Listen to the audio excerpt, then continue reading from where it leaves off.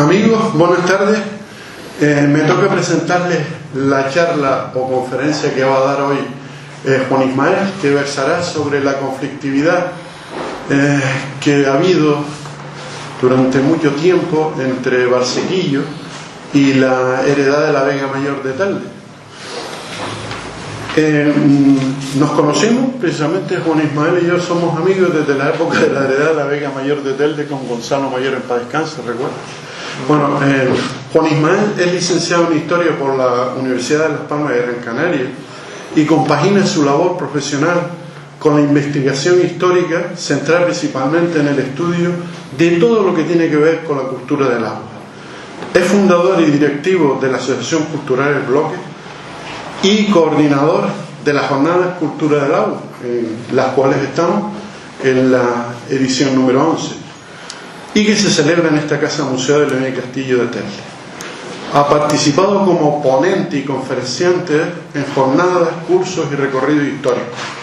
De sus publicaciones destaco Aproximación al estudio del archivo de la heredad de aguas de la Vega Mayor de Telde, año 2000, Guía del archivo de las ciudades regantes de la Vega Mayor de Telde, año 2003, La distribución tradicional del agua en la ciudad de Telde, Orígenes del abastecimiento urbano, año 2004, La Fuente de Telde, que está aquí cerquita en el Callejón de la Fuente, en el barrio de San Francisco, Recuperación de un patrimonio hidráulico, porque investigó y hiciste un trabajo para la rehabilitación de la fuente, año 2006, La Fuente Pública de Telde, Efímera Memoria del Agua, año 2007, Heredamientos de agua de la Vega Mayor de Telde y Valle de los Nueve, año 2008.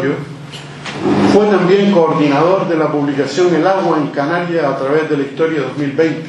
Es miembro también del colectivo El Bloque, es miembro de la directiva del Círculo Cultural de Telde y también su actividad la realiza también en el colectivo Tilde de rescate, archivo y documentación de diferentes temas relacionados con Canarias. Sin más, te doy la palabra.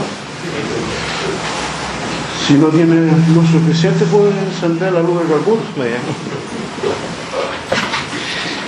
Bueno, buenas tardes, gracias a Fernando por la presentación. Bueno, sin más dilación voy a iniciar la conferencia. Bueno, la voy a centrar en la cuenca hidrográfica del Barranco Real de Telde, que bueno, ha sido gestionado históricamente por la heredad de la Vega Mayor del mismo lugar. Y bueno, y lo voy a centrar cronológicamente entre el siglo XVIII y principios del XX, sintetizar los conflictos a los que se vio sometida esta heredad por la propiedad del agua, tanto en su defensa como atacando a otras, tanto a vecinos como a otras sociedades hidráulicas que querían pues, las aguas de la cuenca, ¿no? Pues bueno, voy a estructurar esta conferencia en 4 bloques. Ahora, bueno, me dedicaré pues a describir un poquito el espacio geográfico para situarlos en el espacio, y después hablaré sobre los diversos problemas que tuvo la heredad con la propiedad del agua a través de diversos periodos históricos. Bueno, el espacio geográfico de la cuenca del Barranco Real de Telde, bueno, se circunscribe en lo que son los actuales municipios de Telde y Valsequillo, que bueno, ambos ocupan 139 kilómetros cuadrados de extensión, y la cuenca hidrográfica del Valsequillo ocupa unos 75 kilómetros cuadrados. Bueno, nace a 1732 metros de altitud la cuenca en torno a la caldera, circocaldera de Tenteniguada, pues en Valsequillo, y recorre pues unos 32 kilómetros y desemboca pues al este, en Bocabarranco. Bueno, la cabecera de la cuenca está representada por esta gran caldera de erosión, receptora de todas las aguas que nacen en la Sierra de la Cumbre, como dicen los documentos, en torno a unas altas montañas de basalto de unos 600 metros de altitud, que bueno, que forman un abanico cóncavo o un embudo que desagua al este de unos 3 kilómetros de diámetro. Bueno, nombres como Montaña de la Cruz del Saucillo, Roque del Saucillo, y topónimos como Barranco del Agua, Barranco del Corte, Barranco de las Arenas, Barranco de Coruña, Los de Riscadero, Barranco de los Viñátigos, barrancos que son de fuerte pendiente sus inicios, son los que van a confluir aguas abajo, en torno a cerca de Valsequillo, en la zona del Colmenar, también se llama Hoya de la Entrada. Todas van a confluir conformando un único cauce que se va a denominar Barranco Real de Telde, y que, bueno, a lo largo de esos 32 kilómetros van a confluir diversos barrancos tributarios que le van a dotar de esa abundante agua, ¿no? Nombres como Huerta de Sardina será interesante porque va a aparecer mucho en la documentación y más adelante en la disertación que les voy a comentar. Y más abajo, en el tramo medio del barranco, el barranco se va ensanchando, va a aparecer una capa de aluviones muy potente que va a almacenar a lo largo de las áreas geológicas y producto de las filtraciones de los mismos barrancos y del arrastre, pues una capa muy potente de arenas y sedimentos que va a almacenar pues mucha agua, ¿no? Sobre todo a partir de la zona de los Llanetes, la zona de Tesén, una gran zona que, como veremos, de gran potencialidad hidráulica. Aquí vemos una imagen en donde, según la documentación, los inventarios de aguas que hacían los alcaldes de aguas y la heredad, nacían las aguas de la Vega Mayor de Telde, a los pies del Roque del Saucillo, y una zona que se llama Piedra Caballera. Aquí vemos los ítems de esa sierra de la cumbre, ¿no? Parte la montaña del Curta del Saucillo a la izquierda, y los inicios de lo que se denomina el Barranco del Agua, que será la continuación del Barranco de las Arenas, que llegará hasta las Casillas, cercana ya al pueblo de Valsequillo, y los inicios del Barranco del Corte. Bueno, el tramo final, entre 5 o 6 kilómetros hacia el mar, ahí donde se concentra ya, cerca de su desembocadura, se concentra ya lo que es la zona de regadío por excelencia, que fue conocida como Vega Mayor, una extensión de unas 200 hectáreas a mediados del siglo XIX, bueno, y que tenía como límites pues, al este el mar, al norte el Barranco Real de Telde, al sur el Barranco de la Pachillera y al oeste el Lomo de la Herradura. Así lo consignan las ordenanzas de la Heredad de la Vega Mayor de Telde, que aunque publicadas en 1893, la primera redacción fue en 1868. Ahí se recopiló todo el derecho consuetudinario, los usos y costumbres que se pusieron por escrito, hasta que no se tenían hasta ese momento, solo era a través de la tradición oral, ¿no? Pues bueno, aquí tenemos una imagen del año 1940, una fotografía aérea, está sacada de la FEDAC, de una imagen de lo que era la mitad de la Vega Mayor de Telde, plantada de plataneras, ¿no? sin estar surcadas por autovías, carreteras y demás. Y lo que vemos ahí, en parte, por el centro de la Vega Mayor, es la vertebración de la acequia real, ¿no? La acequia real o acequia principal del heredamiento, que llegaba pues al albercón del Consejo, todavía llega. El albercón del Consejo, estanque de la Cuchara, popularmente se le conoce, también albercón real, en 1577. Alude, y finca del Consejo, alude pues a aquel consejo de agricultores y regantes, a los que dieron lugar a lo que se conoce hoy como heredamiento de agua o comunidad de regantes en la actualidad. Son topónimos que nos retrotraen a los primeros repartimientos de tierras y agua. De hecho, en esta zona, las datas que se han quedado, que no se han desaparecido, pues constatan el reparto de agua, por ejemplo, en esta zona. Bartolomé Trompeta, por ejemplo, se le dieron tierras pues cerquita del estanque del Consejo, todavía existe ese topónimo, donde hoy se encuentra por una pista de atletismo al lado del campo de fútbol de Los Hornillos. Todas esas tierras se repartieron en el primer repartimiento en 1485 aproximadamente.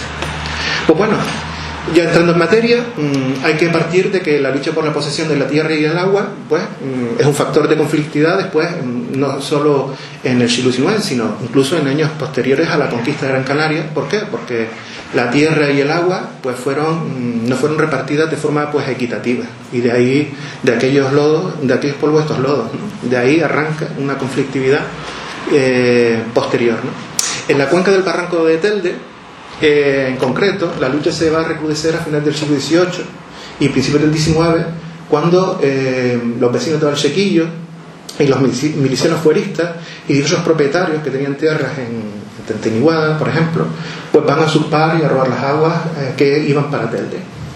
¿Qué motivos alegaban? ¿Por qué? ¿Por qué se producían esas usurpaciones? Por varios motivos, no hay una única causa. En primer lugar, hay que estimar la disminución paulatina de los caudales de agua en el siglo XVIII, producto de la deforestación masiva que se produjo en el siglo XVI, producto de la tala indiscriminada para la obtención del azúcar, para el ingenio de azúcar, tanto fue así que se dejan sentir ya en el siglo XVIII. Se puso un cambio en el régimen de lluvia y tanto es así que en el principio del siglo XIX ya el 80% de la masa boscosa de Gran Canaria había desaparecido totalmente. De hecho, lo que conocemos hoy día como la Cruz de Tejeda es una repoblación de los años 50, ¿no? Hasta los años 50 estaba todo pelado. Entonces, imagínense esa dualidad de imágenes, ¿no? Pues así era Gran Canaria, la dejaron peladita, de árboles. Pues bueno, el segundo factor puede ser, pues también lo dice la diversas estadísticas de Escolar y Serrano. Hay un aumento poblacional en Valsequillo, la población pues llega a unas 2.000 personas. Se produce un aprovechamiento del agua en las zonas de medianías orientadas a la puesta en producción de más tierra dedicada pues al trigo, al vino y al ganado. Son zonas de secano. Y en cuarto lugar podemos hablar que también hay una gran extensión de la zona de regadío. Se invierte más cantidad de agua en la zona de costa, más agua de la que fue repartida en los siglos anteriores, producto de los repartimientos de las reformas de Ortiz de Zárate. Y un factor determinante va a ser la concentración en pocas manos de la tierra pues, y el agua, que van a influir en esa conflictividad. Así pues, desde finales del siglo XVIII, bueno, la heredad son constantes, ¿no? Las denuncias de los alcaldes de agua, del heredamiento ante la Real Audiencia, por las usurpaciones constantes que hacen vecinos, milicianos y propietarios por sus paraísos. Pero será a partir de la creación de la parroquia de Valsequillo, que se independice la parroquia de San Juan de Telde, en marzo de 1802, cuando aumentan y arrecen ya en intensidad estas usurpaciones y robos, que se van a ir generándose. Yo he constatado 4 azonadas importantes a principios del siglo XIX, a partir de 1802, que son las de 1804, 1811, 1816 y después las del 1817 que cristalizan en un pleito que después comentaré, de famoso pleito de 1818. Pues bien, a través de las llamadas visitas generales, que son unas visitas que realizaron los alcaldes, realizaron unos informes de los reconocimientos de los manantiales en las alturas cumbreras para ver si estaban bien alistadas, bien encauzados los manantiales a la madre del barranco. Pues bueno, a través de esas visitas, que son unos documentos, a ver si sale aquí, de este tipo, son como informes que se hacen donde se consignan los pormenores de la visita y demás, y si el daño es muy grave, pues realizan un cabeza de proceso o inicio de expediente que va a facilitar donde se condensan, van a aparecer testigos, se hacen pruebas periciales, y según el daño, pues los alcaldes de agua, como tenían vara de justicia en administración de agua, tenían la potestad de imponer multas, embarcar bienes o apresar reos. Y es lo que hacen. Cuando se producen las azonadas, se remite vía judicial a la Real Audiencia todos los pormenores en forma pues, de atestado.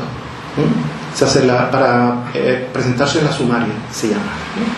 Pues bueno, y en este gráfico pues he representado a través de 38 visitas que he podido consultar, que son las que se encuentran en la documentación de la heredad, y que se puede cruzar con los diversos recursos que se enviaron a la Real Audiencia, pues todos estos factores, pero no solo la Real Audiencia, sino, ya lo veremos, lo hablaré, ante el comandante general de las armas, el capitán general de Canarias. Hubo un choque después, posteriormente, entre instituciones, tanto la Real Audiencia como el capitán general de Canarias, por los milicianos fueristas. Bueno, en virtud de la visita, los robos se van a producir en diversos lugares, como los que se van a concentrar en estos puntos que yo les he marcado, en torno al caidero del Barranco de Coruña, en el Barranco del Corte, ya en el rincón de Tenteniguá, la parte superior, por debajo del Roque Saucillo, en lo que es la Huerta de Sardina, Barranco del Agua, Barranco de las Arenas, las Vueltas de Sardina también, y en la parte media del cauce, un poquito más abajo de donde yo lo expreso, en los Llanetes. También se producen múltiples robos de agua, innumerables. Las visitas son pocas, los documentos no dicen exactamente cuántas usurpaciones, infinitas usurpaciones de agua, robos de agua a mansalva. Pues bueno, aquí le traigo un ejemplo de la sonada que ocurrió el 2 de junio de 1804. Es un ejemplo de muchas, ¿no? Y los he adaptado, son todos datos originales de ese informe, pero lo he adaptado a nuestro vocabulario para que ustedes lo puedan entender, a todos lo puedan entender. Entonces yo se los voy a leer. El sábado 2 de junio de 1804, el alcalde de Aguas de la Heredad de la Vega Mayor de Telde, Jerónimo Sánchez, acompañado de unos 300 hombres, entre medianeros y jornaleros, empuñando sachos, garrotes y hoces, subieron por el Barranco Real con las precauciones debidas, alertados de antemano por la rebeldía de los vecinos y milicianos fueristas, que desde la segregación parroquial de 1802 no dejaban de usurpar las aguas que nacían en las cumbres de Valsequillo. La comitiva, antes de reconocer los manantiales, se presentaron ante el alcalde real, Miguel Macías, y el comandante de las armas de Valsequillo, con la intención de obtener su ayuda, iniciando la inspección ocular, no sin antes notar cierta reticencia por parte de ambos cargos.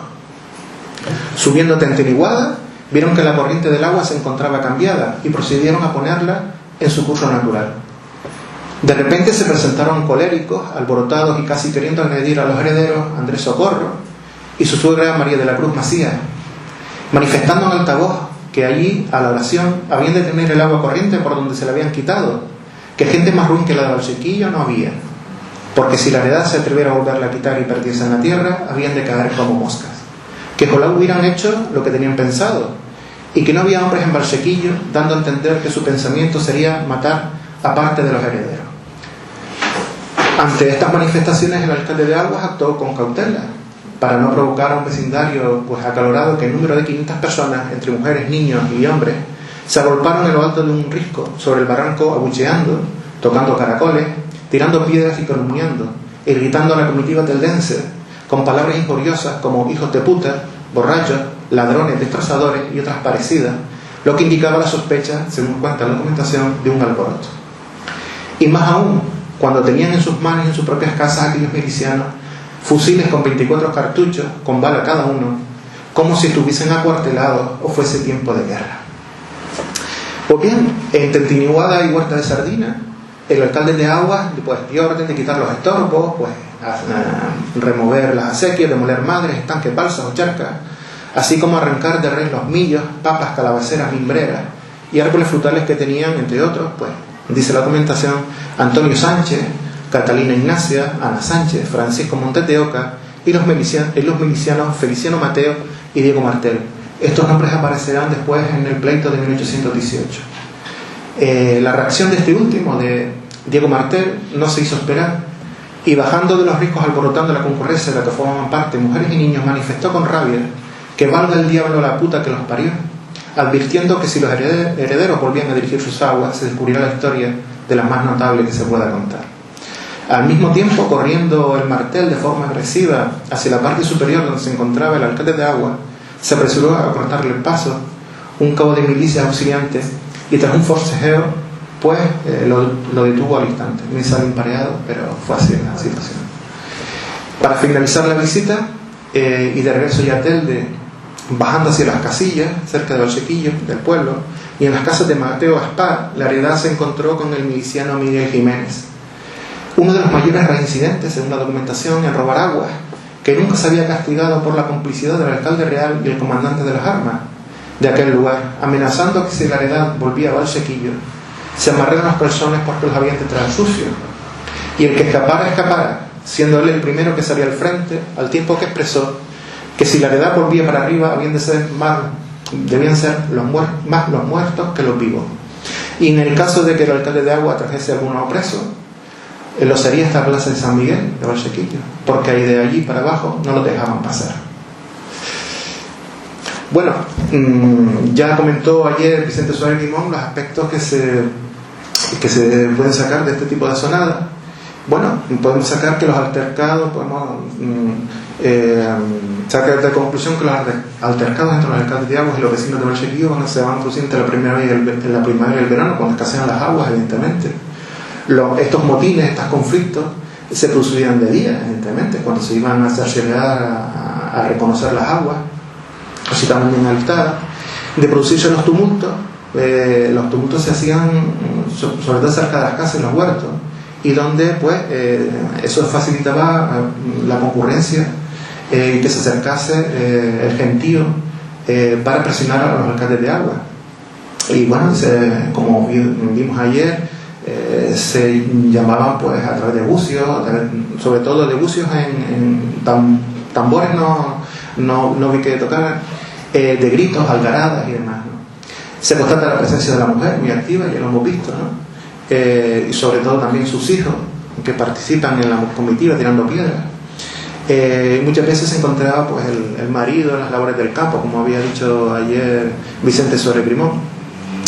Y por tanto las revueltas son violentas, pero no se van a producir pues muerte.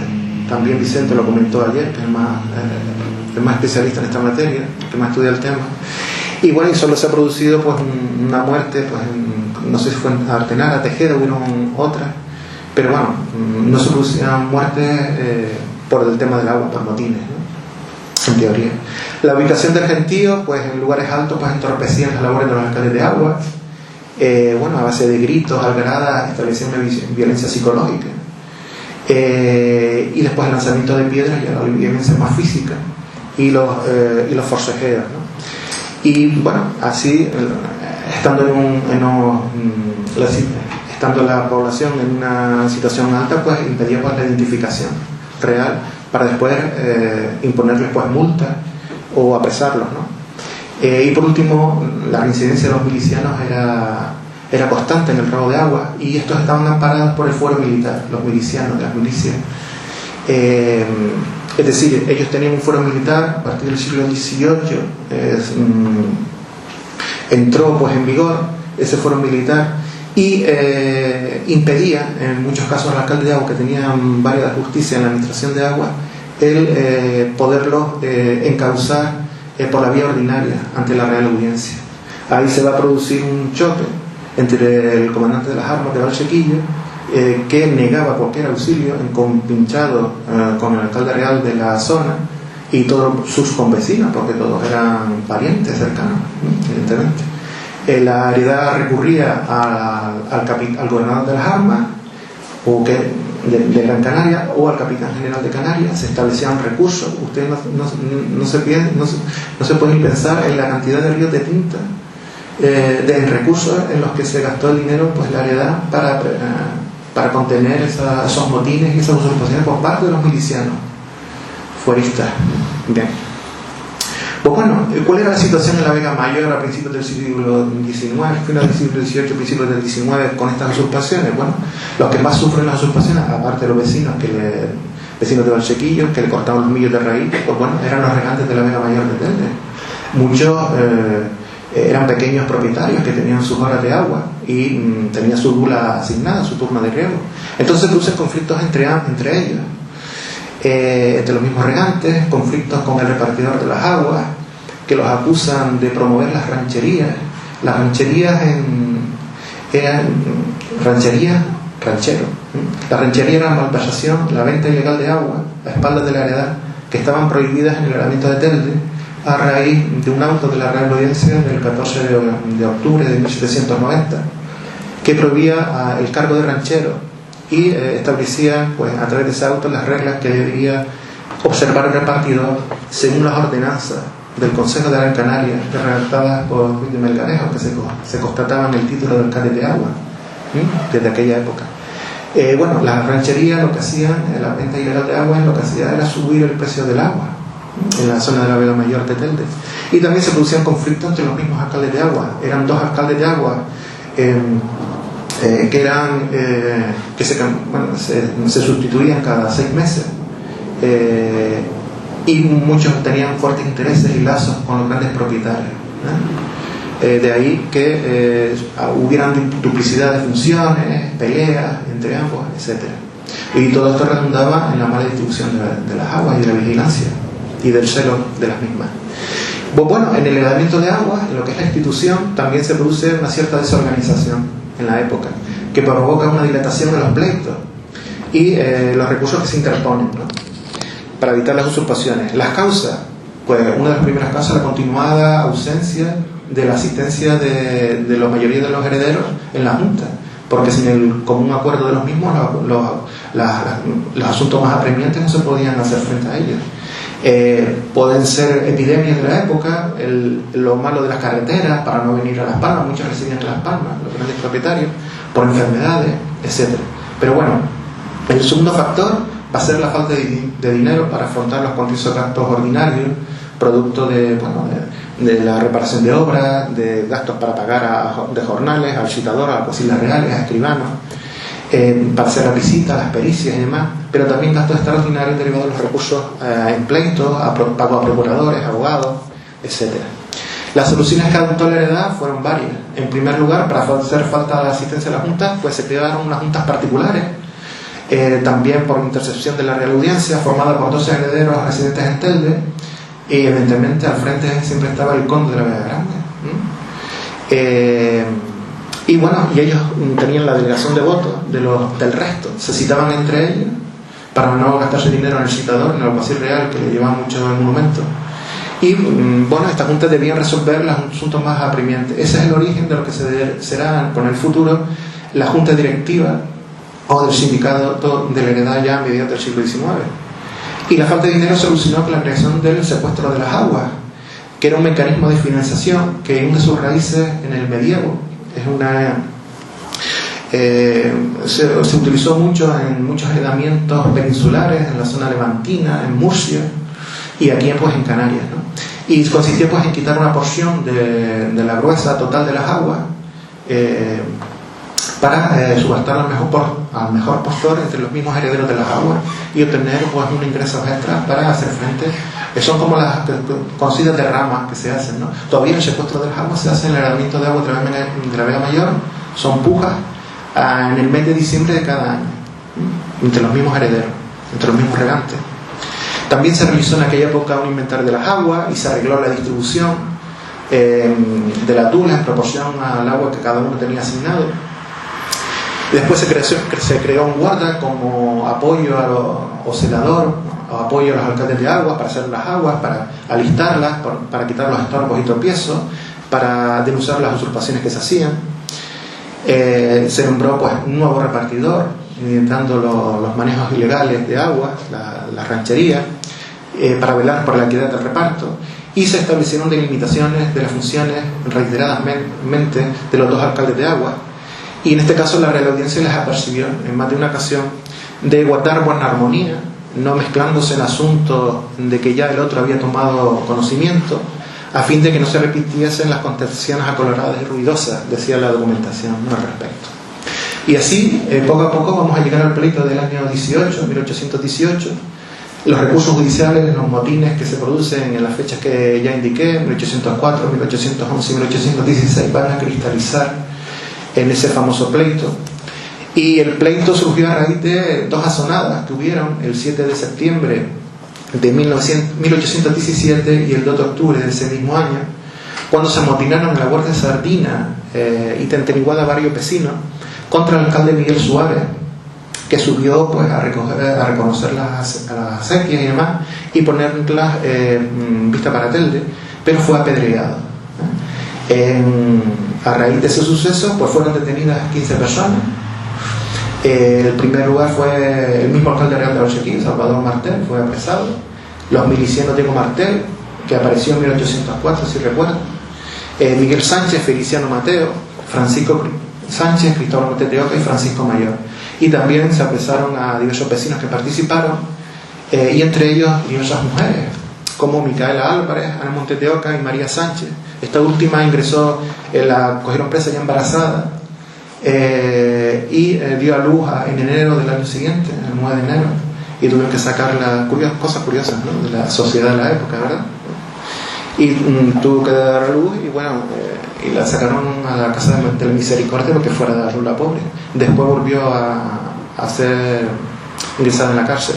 2 meses después del apresamiento de estas personas, bueno, y ante la negativa del comandante de las armas, Pedro Pérez, la heredad establece un recurso al comandante de las armas, y bueno, y el gobernador de las armas pues le establece pues una multa de 50 ducados y 15 días de arresto en la prisión militar en Las Palmas, por el abrigo y favor que prestó a las mujeres aprendidas en el tumulto, decía la documentación. Este Pedro Pérez será a posteriori, en 1823, alcalde de Valsequillo. Pues bueno, el 18 de mayo de 1918, no la heredad, sino los vecinos de Valsequillo, en nombre, en representación de ellos, Diego Francisco de Lara, presenta la demanda contra la heredad. No fue la heredad contra los vecinos, sino los vecinos contra la heredad. Iniciándose pues así pues el pleito judicial famoso este. Entonces estos vecinos demandan a la heredad por dos razones principales. Primero, por los perjuicios considerables, decían ellos, al ver arrancado su fruto y sufrir las mayores persecuciones que como criminales se les formaban. Y en segundo lugar, que no se les perturbase en el aprovechamiento de varios remanentes que nacen en sus propiedades y que no pudieran unirse al heredamiento. Ellos sabían a pie juntillas que iban a perder el pleito si alegaban que eran propietarios de las aguas. No lo podían alegar porque no tenían títulos de propiedad. De hecho, en el trasfondo de todo, yo lo dije ayer, Vicente Soler Limón, ellos no concebían cómo, naciendo el agua en su terreno, no podían hacer uso de ellos. Entonces, como sabéis que iban a perder de dos maneras, porque sus aguas eran de secano cuando se repartieron a principios del siglo XVI, pues bueno, buscaron otra vía para intentar, por lo menos, si no todos los remanentes o nacientes, si algunos de ellos que no se uniesen o nunca se habían unido a la Ruesa de la heredad y no bajaban para Telde, poder hacer uso de los mismos. Esa fue la estrategia de ellos, ¿no? Pues bueno, se presentaron pruebas prejudiciales, documentales a lo largo de los meses siguientes para acreditar la propiedad de las aguas. La heredad aportó datos de repartimiento, etc. Un sinfín de documentación y pruebas testificales de testigos, ¿no? Y así el 21 de julio de 1819, bueno, se dejan libertad a los reos. Y el 3 de noviembre de 1819, pues se dicta sentencia, en realidad una sentencia agridulce, favorable a los intereses de la heredad en general.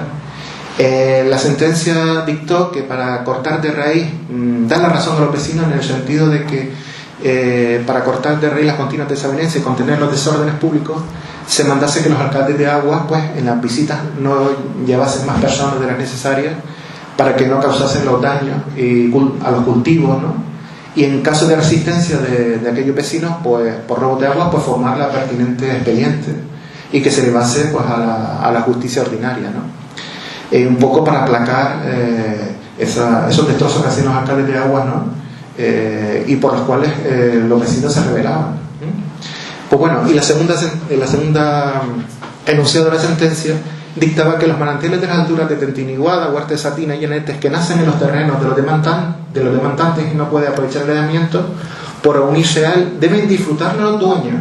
Sí, le daban la razón en parte, pero con la coletilla de que sin que ello implique la concesión de títulos de propiedad, cesando en su uso y aprovechamiento cuando la heredad decidiese emprender obras artificiales para unirlas a la gruesa general de la heredad. Es decir, le pone la mano, pero le pone el caramelo, pero se lo quitan enseguida, ¿no? Pues bueno, el resultado fue eso, lo que he comentado, que la sentencia fue una victoria en realidad para la heredad, aunque no evitaría las continuas usurpaciones, seguirían. No cabe hablar de un mero conflicto vertical entre los vecinos, entre los grandes propietarios de costo y los pequeños de medianía.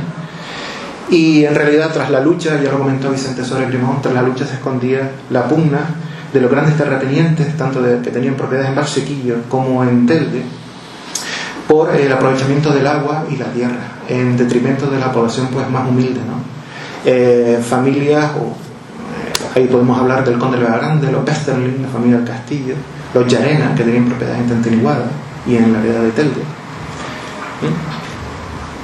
Bueno, a partir de mediados del siglo XIX los conflictos surgen, siguen produciéndose las usurpaciones. Y entonces, ¿qué hizo la heredad? Pues orientó todos sus esfuerzos en asegurar la propiedad de los nacientes, aumentar el caudal y gastar el menor dinero posible en costosos pleitos judiciales. Así, el informe de Antonio López Bota, que fue abogado de la heredad entre 1855 y 1882, fue clave para establecer los designios y dirigir lo que la heredad tenía que hacer en el futuro, ¿no? En primer lugar, proceder pues al arrendamiento de los nacientes, que no se unían a la gruesa, como decía la sentencia, confirmando la propiedad sobre los mismos por 3 años mediante escritura pública. Se hacían chantajes directamente. Alistar anualmente a los nacientes, que nunca cese en la heredad su posesión, y que nadie pueda aducir que, que se encontraban abandonados para hacer uso de ellas. Establecer juicios de consideración, verbales y de falta. Establecer acuerdos con el usurpador, reconociendo mediante escritura pública que la heredad era propietaria de las aguas, a cambio de regar los terrenos, era otra práctica. También se procedió a la compra de los terrenos limítrofes al barranco con intención de explotarlos en un futuro. Se establecían convenios de colaboración, de explotación con aquellos que habían iniciado en terrenos de su propiedad ya obras de explotación de agua.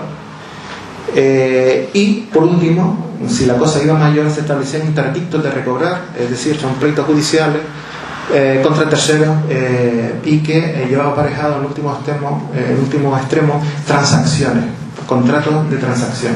Un ejemplo les pongo aquí de una tal Isabel Monzón Ruano, era viuda, tenía 2 hijos a su cargo y fue denunciada por el senador por regar agua en la zona del Barranquillo del Agua, arriba, por debajo del Roque del Saucillo, y al ser pobre y no poder hacer frente pues, a las multas, pues se vio chantajeada, abocada a firmar una escritura pública en la que reconocía que la heredad era dueña de las aguas, pero además debía ceder el terreno a la heredad para explotarlos en un futuro, ¿no? Es decir, era un machaque continuo, ¿no?, a la población más humilde, ¿no?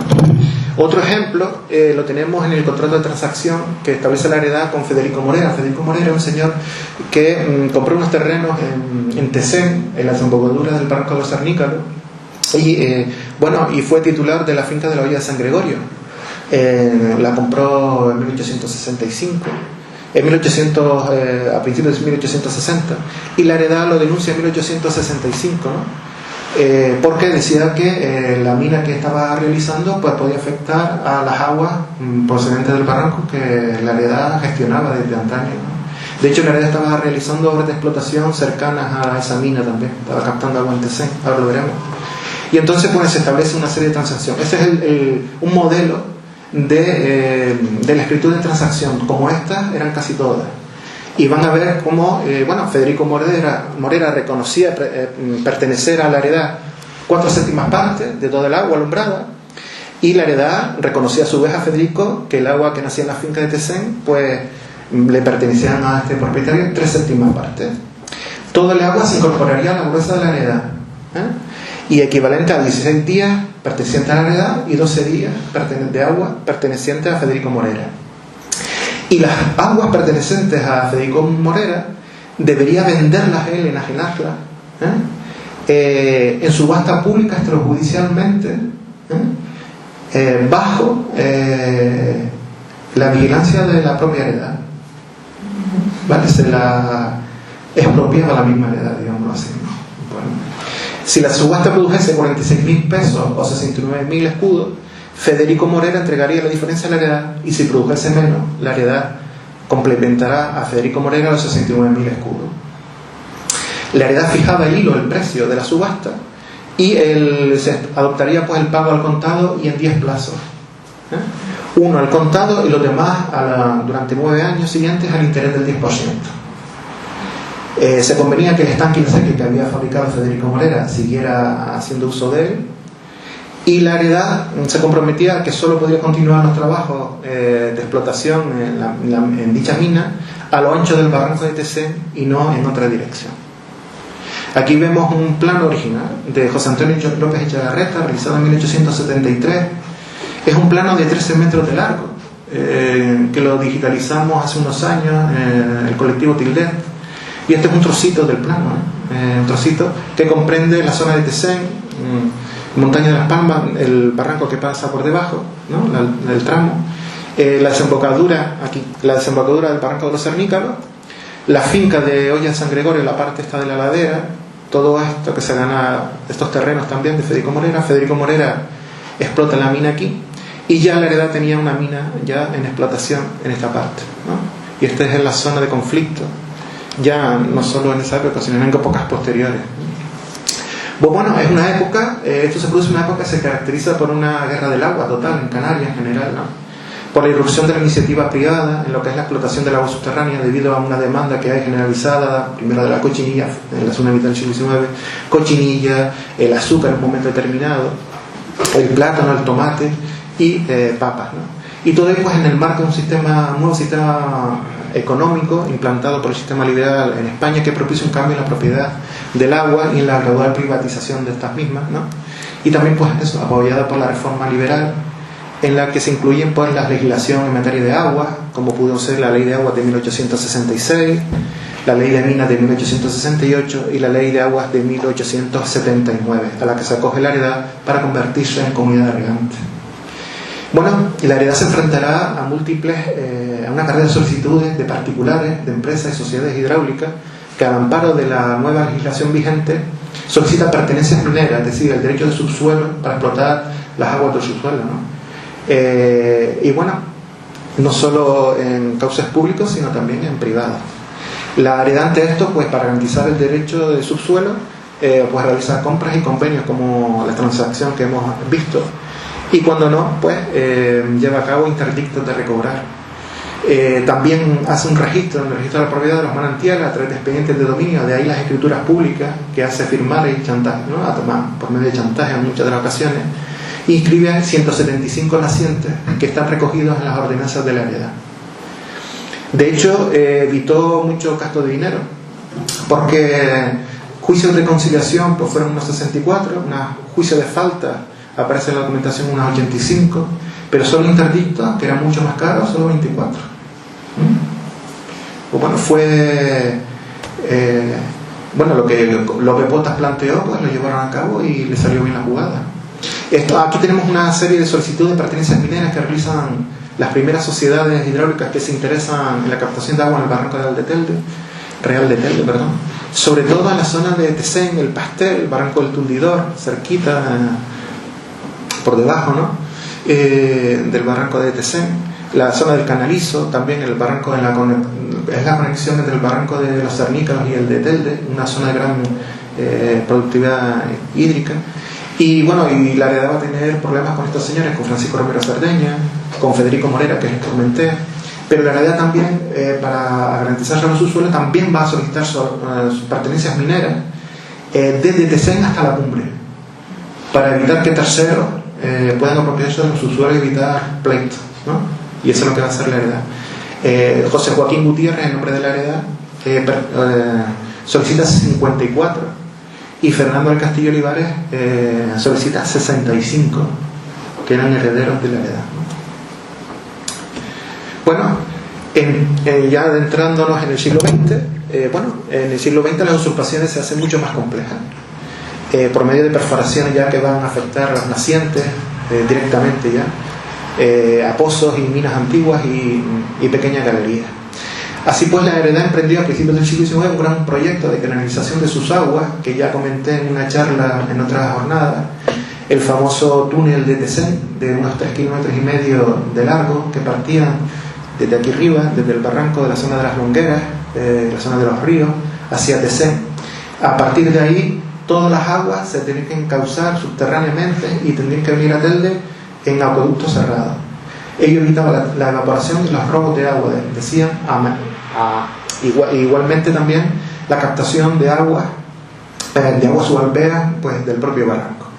Lo que pretendía la heredad era conectar subterráneamente todas las galerías, minas y aprovechamiento de los nacientes, encauzarlos en acueductos subterráneos, todo, desde Cumbre hasta Telde, una obra faraónica. El túnel de Tesén empezó en 1907 y terminó en 1940. Y así se fueron uniendo las minas antiguas hacia esa canalización primigenia. De hecho, pues se hicieron minas en Tesén, en el Pastel, en Ollete Castillo, en los Bocanes, los Llanetes, y fueron empatando junto con los pozos que se hacen en los años 40 y 50 en las zonas altas de Tenteniguada, en La Vega, en el barranco de Coruña, en el barranco de los Bocanes. Todas esas galerías después se unieron y bajaban todas por ese túnel de Tesén. Le decían el túnel, pero una galería horadada en roca madre, con diversos ramales subterráneos en agua subalpea. Bueno, todo este proyecto de canalización, a estos proyectos, muchos de ellos se opuso el Ayuntamiento de Valsequilla a lo largo de los años, en 1916, en el año 38, en el 41, sobre todo para abastecer de agua pública al vecindario. No lo voy a narrar todo, pero me voy a detener en el año 63. En el año 63, en octubre, la Areda estaba emprendiendo las labores de perforación del Pozo del Cuarto en Tenteniguada, y los vecinos vieron cómo a raíz de esas obras menguaron los nacientes del Barranco del Chorro. Entraron en pánico cuando vieron los vecinos que vivían mucho más abajo, cerca del Barranco de los Mocanes, cómo a raíz de ahí también disminuía. Al disminuir los nacientes del Barranco del Chorro, que surtían a los nacientes del Barranco de los Mocanes, se secó, se iban secando y entraron en pánico. Entonces el ayuntamiento denunció a la Areda ante el gobernador civil. El gobernador civil expropió las aguas de otro pozo de La Vega, cercano al vecindario, las expropió directamente. La Areda alegó que ella no tenía culpa, que la culpa la tenía la comunidad de Malpedrosillo, que estaba abriendo una galería, y ahí se estableció un pleito entre la Areda y la comunidad de Malpedrosillo. Perdió la Areda, y bueno, eso terminó en un convenio. Al final las partes se tenían que llegar a un acuerdo, era inevitable. Primero el abastecimiento de las personas, después los animales y en última instancia la industria, ¿no? Pues bueno, la intermediación del Cabildo Insular fue vital para este convenio, y en el año 1969 se suscribe un convenio por el cual la Areda cede gratuitamente 10 metros cúbicos al ayuntamiento, otros 10 metros cúbicos los vende al vecindario, al ayuntamiento, y el Cabildo realiza un depósito para almacenar el agua. Y ahí pues fue el gran conflicto que hubo, ¿no?, en aquella época. Bueno, a partir de los años 40 el mecanismo de defensa de la comunidad regante pues será la compra de subsuelo y la oposición a proyectos de alumbramiento de aguas ante el Ministerio de Obras Públicas, incluso pues a través de interposición de recursos de alzada y demás ante la administración. Fíjense ustedes, en 4 años todas las oposiciones a alumbramientos de agua a los que se opuso la Areda, una presión constante de sociedades hidráulicas por captar agua. De hecho, fueron las causantes de la pérdida de todos los nacientes que tenía la Areda en la cuenca superior, en el Circo Caldera de Tenteniguada. Podemos hablar de Juan del Río Amor, la comunidad de los Llanos, don Emilio Suárez Fior, en Tenteniguada, en el Elechal, los Lavaderos, son barrancos de arriba, llenos de las casillas, etcétera, ¿no? Los montes de Pedrosillo. Pues bueno, fíjense ustedes el caudal de agua, según reza la Areda, me parece excesivo los 104 litros por segundo en 1880, pero así lo consignaba en una de las ordenanzas de 1868, cuando había en esa época 175 manantiales. En 1930 ya descendía a 30 litros por segundo, de unos 50 manantiales aproximadamente. Se sabe porque había informes hidrológicos hechos por especialistas geólogos, y por eso se sabe el caudal, los aforos y demás. Y en 1970 unos 15 litros por segundo. Eso depende también de la época en la que se afora, ¿no?, los manantiales y las aguas superficiales. Pero 104 litros por segundo eran aguas superficiales y aguas subterráneas, de minas ya, y minados y pozos que había. Bueno, se intensifican los recursos hídricos en la segunda mitad del siglo XIX, a partir de los años 40 del siglo XX, sobre todo orientada por el abastecimiento necesario a las poblaciones de Telde y Valsequillo, a la demanda de los cultivos de exportación, que hay una sobreexplotación de los acuíferos, para las plataneras principalmente, y los tomates, y también para la creciente incipiente demanda turística ya a finales de los años 60. Ello provoca una desaparición ya de los nacientes, una reducción de los acuíferos, una intrusión de sal en los mismos, y un retroceso también por factores externos también, un retroceso de la actividad agrícola en lo que es la Vega Mayor de Telde. Yo no me quiero dilatar más, concluyo con varias reflexiones. Una, en primer lugar, hay que destacar que el agua pues ha tenido, evidentemente, y tiene una importancia capital en la zona objeto de estudio, bueno, teniendo como eje vertebrador el Barranco Real de Telde. El heredamiento de aguas, hoy comunidad de regantes, que estuvo en manos de la terratenencia y la oligarquía y la burguesía comercial, pues ostentó su preponderancia en la cuenca hasta no hace mucho.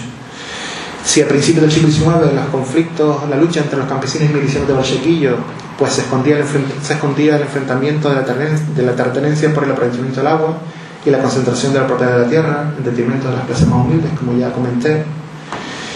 Y hasta mediados del siglo XIX y mediados del siglo XX, el aumento incesante de los alumbramientos de agua, pues incluso con la indiferencia de la administración, pues extinguieron la mayoría de los nacientes, que propició pues innumerables conflictos entre la heredad, pues el ayuntamiento y sociedades hidráulicas.